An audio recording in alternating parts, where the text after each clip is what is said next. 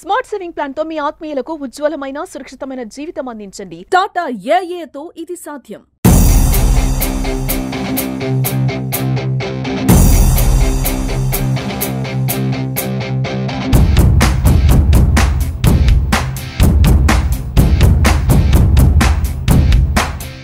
నమస్తే, welcome to Suman TV.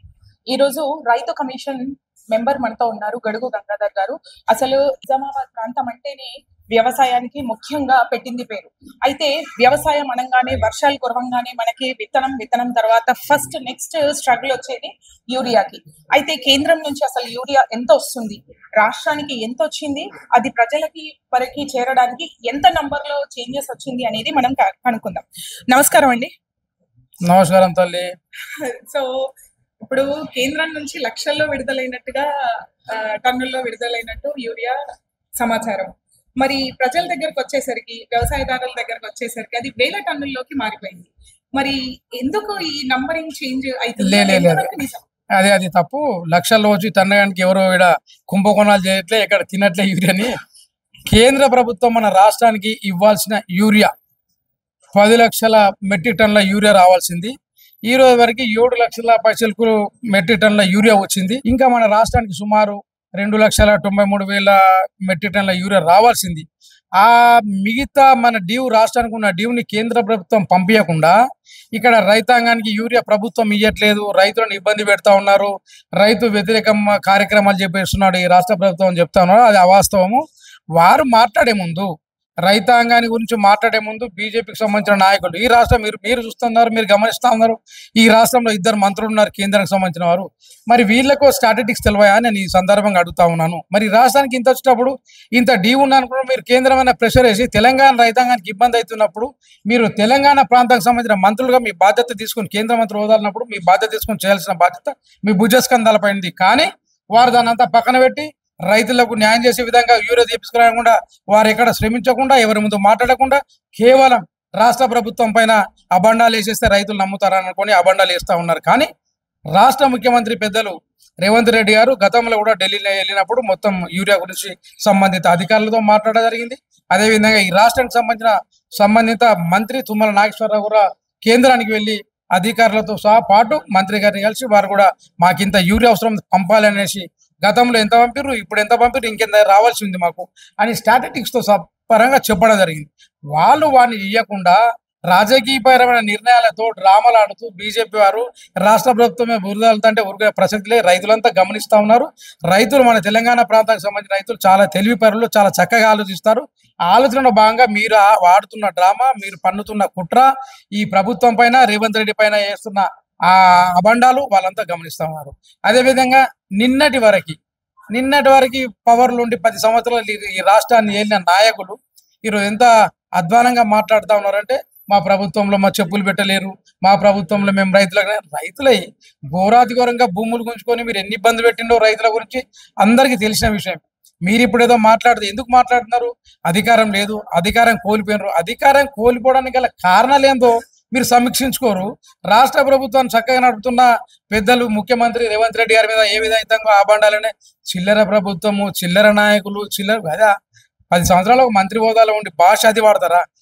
గతంలో మాట్లాడినరు, ఇతర రాష్ట్రం మీద అదే స్థానం మాట్లాడితేనే మీ పద్ధతులు బాగాలేవు, మీరు ప్రజాహిత కార్యక్రమాలు చేపడితే తీసి పక్కన పెట్టినరు.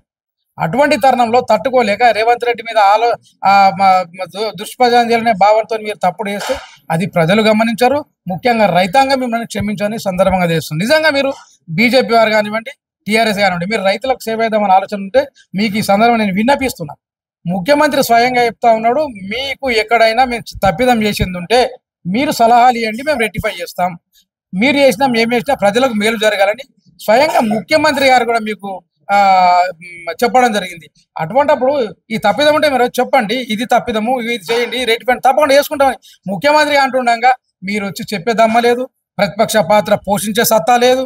ఏవి కాకుండా కేవలం కాంగ్రెస్ పార్టీ మీద రాళ్ళేస్తూ పోతా ఉంటే బాగుంటుందన్న భావంతో వేస్తున్నారే తప్ప ఎటువంటిది లేదు.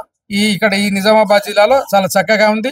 రాష్ట్రంలో కొరత క్రియేట్ చేస్తున్నది వాళ్ళే, మాట్లాడుతున్నది వాళ్ళే. కాబట్టి దయచేసి రైతాంగం వీటన్నింటి తప్పుడు ప్రచారం నమ్మకుండా మీరు ప్రభుత్వాన్ని నమ్మండి, రేవంత్ రెడ్డి గారిని నమ్మండి, తుమ్మల నాగేశ్వరరావు సంబంధిత మంత్రి గారు చక్కగా మీ యొక్క సేవలు చేయడానికి మేము ముందున్నాం. రైతాంగాన్ని కడుపులో పెట్టుకుని కాపాడుకోవడానికి ముఖ్యమంత్రి రేవంత్ రెడ్డి గారు అనేసి సందర్భంగా తెలియజేస్తాం. అయితే ఒక మాట మీరు అన్నట్టుగా సరే, కొరత లేదు ఒప్పుకుందాము. ఒక హోదాల నుంచి పక్కన పెడితే యాజ్ ఏ ఒక ఫార్మర్ వెల్విషర్ గా ఒక మాట చెప్పండి. మీ నోటీస్ కి ఈ చుట్టుపక్కల ప్రాంతాల్లో ఈ యూరియా కొరత ఉందని మీరు అన్నట్టుగా వరుసలో చెప్పులు పెట్టి నిల్చోబెట్టి అట్లాంటి సిచ్యువేషన్స్ జరిగినాయని మీ నోటీస్ కి వచ్చిందా, రాలేదా? ఇది వాస్తవమా అవాస్తవమా? నేను ఎరువుల కొరత పూర్తిగా లేదు అనట్లేదు. 2,93,000 మెట్రిక్ టన్నుల యూరియా మనకు రావాల్సి ఉన్నది. ఇది కేంద్ర ప్రభుత్వం నుంచి మనకు పంపకుండా బీజేపీకి సంబంధించిన నాయకులు ఆడుతున్న డ్రామా. ఇది క్లారిటీగా చెప్పినాను. చెప్పులు పెట్టిండ్రు, మార్నింగ్ చిన్న పెట్టిండ్రు అంటే రెచ్చగొడుతున్న రాజకీయపరమైన నిర్ణయాలతో దురుద్దేశంతో మీరు పోయి లైన్లో ఉండండి, ఈ లైన్లో పెట్టండి, అది వాస్తవం కాదు. ఇందాక నాకు మిత్రుడు బీబీపేటలో రైతుల సమస్య ఇబ్బంది అవుతుందని అంటే ఉమ్మడి జిల్లా ఒక అధికారితో మాట్లాడి ఇమ్మీడియట్ అగ్రికల్చర్ ఆఫీసర్తో మాట్లాడితే సార్ కాస్త లేట్ అయింది కానీ కంటిన్యూ ఉన్నది సార్, ఇక్కడ సఫిషియెంట్ యూరియా ఉన్నది, మేము పంచుతా ఉన్నాం, దాన్ని వాంటెల్లి క్రియేట్ చేస్తా ఉన్నారని చెప్పి అధికారి మాట్లాడడం జరిగింది. అంటే మొత్తం ఈ యొక్క తీరు ఏమంటే చక్కగా పద్ధతి ప్రకారం ఇస్తున్న తరుణంలో ప్రభుత్వాన్ని రైతుల ముందు దోషిగా నిలబెట్టే ఆలోచనతో ప్రతిపక్ష పార్టీలు చేస్తున్నాయి తప్ప స్టెప్ బై స్టెప్ చేస్తూనే ఉన్నాం. స్టెప్ బై స్టెప్ చాలా రైతులకు అన్ని విధాలు అందుబాటులో ఉంటుంది ప్రభుత్వం. కానీ మీరు ఆలోచించాలా, మీరు ప్రశ్నలు అడుగుతా ఉన్నారు. అటువంటి తరుణంలో బీజేపీ వారిని కూడా అడగండి. కేంద్రంలో అధికారంలో ఉన్నారు, కేంద్రంలో 2 మంత్రులు ఉన్నారు. మీరు ఎందుకు యూరియా తీసుకొస్తలేరు రైతాంగానికి? మీరు రైతుల మీద అంత ప్రేమ చూపెడుతున్నారు కదా, ఈ రాష్ట్ర ప్రభుత్వం మీద మాట్లాడుతున్నారు కదా, ముఖ్యమంత్రి మీద మాట్లాడుతున్నారు కదా, మీరు మంత్రి హోదాలు ఉన్నారు, మరి మీరేం తీసుకొస్తలేరా యూరియా? అంటే మీకు ఈ తెలంగాణ రైతాంగం పట్ల మీకు ప్రేమ అభిమానాలు లేవా? మాట్లాడేటప్పుడు ఆలోచించాలా, కనీసం ఇంగిత జ్ఞానం ఉండాలా. మీరు బాధ్యత మీది, కేంద్రంలో అధికారం మీది, మీ పార్లమెంటు మెంబర్లు మా తెలంగాణ ఇబ్బంది తీసుకురండి, తీసుకొచ్చి మేము తీసుకొచ్చిన ఇంత యూరియా అని చెప్పమండి. ఇక్కడ నుంచి పోయి ఎన్నో విన్నపాలు ఇస్తుంటే స్పందించకుండా, దాని ఉలుకు పలుకు లేకుండా ఇక్కడ వచ్చేసి మాట్లాడుతూ ఉంటే ఢిల్లీలో పోయి ఒకటి మాట్లాడతారు, కేంద్ర ప్రభుత్వంలో తెలంగాణ వచ్చాయని చెప్పేసి ఈడొచ్చి తెలంగాణక గవర్నమెంట్ బురాయని చెప్తారు. ఇదేది ద్వంద్వ పద్ధతి. కానీ రైతాంగం మిమ్మల్ని గమనిస్తున్నది, మీకు వాతాలు పెడతారు, అట్లా ఏమనుకోకండి. రైతులు చాలా ప్రేమతో కూడుకున్న మంచి తెలివిగల రైతులు వాళ్ళు. మరి ఏ పార్టీ కూడా ఇప్పుడు పెట్టిన 10 years మీరు ఊహించుకున్నారు ఎన్నో సీట్లు కొడతామని, మీరు ఎంతకు పరిమితమైనరు? ఈరోజు వీళ్ళ పరిస్థితి ఏంది? ఈ పక్క ఆ పక్క మీరు ఆడబోయి ఢిల్లీ ఒకటైతారు, ఈడొచ్చి కథలు చెప్తా ఉంటారు. ఇవన్నీ పార్టీ ప్రభుత్వాన్ని బదనాం చేసే ఆలోచన తప్ప వేరే ఉద్దేశం కాదు. రైతు సోదరులారా, మీకు 2 చేతులు నమస్కరిస్తా. రేవంత్ రెడ్డి గారు, రేవంత్ రెడ్డి ప్రభుత్వాన్ని నమ్మండి, మీకు అన్ని సకల సౌకర్యాలు చేస్తారు, దీంట్లో నో డౌట్. కాబట్టి ఆ ఆలోచన వాళ్ళు చెప్పినవి మీరు మర్చిపోండి, ముఖ్యమంత్రి గారు నమ్మండి, చేస్తారు. ఇక్కడ గంగాధర్ గారు చెప్తుంది ఏంటి అంటే సఫిషియెంట్ గా యూరియా నిల్వలు ఉన్నాయి, వాటిని క్రమ పద్ధతిలో విడుదల చేస్తాము.